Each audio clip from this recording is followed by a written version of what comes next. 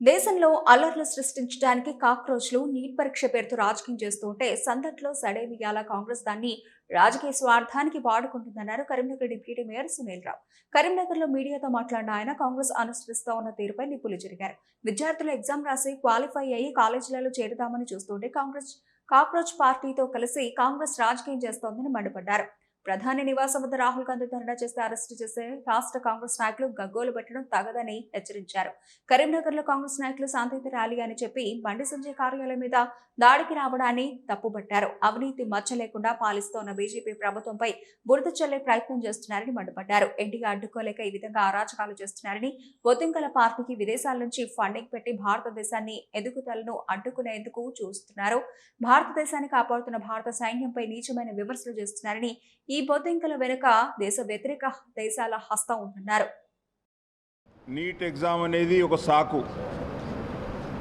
NEET exam మే 3వ తేదీ నాడు నిర్వహిస్తే మే 12వ తేదీ నాడు దానిపైన చర్యలు తీసుకొని లీకేజ్ మీద మళ్ళీ 37 రోజుల తర్వాత నీట్ ఎగ్జామ్ కండక్ట్ చేయడము, దాని తర్వాత 25 రోజుల తర్వాత రిజల్ట్ అనౌన్స్ చేయడము, 22 లక్షల మంది విద్యార్థులు ఎగ్జామ్ రాస్తే దానిలో 11 లక్షల మంది విద్యార్థులు దాదాపుగా మరి క్వాలిఫై కావడం,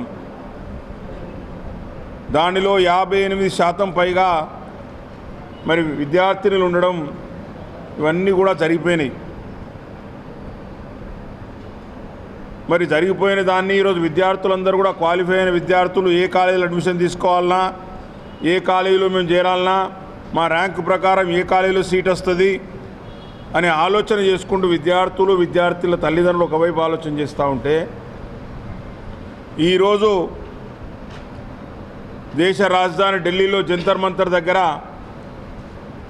మరియు బొద్దింకలు విద్యార్థుల రూపంలో విద్యార్థుల ముసుగులో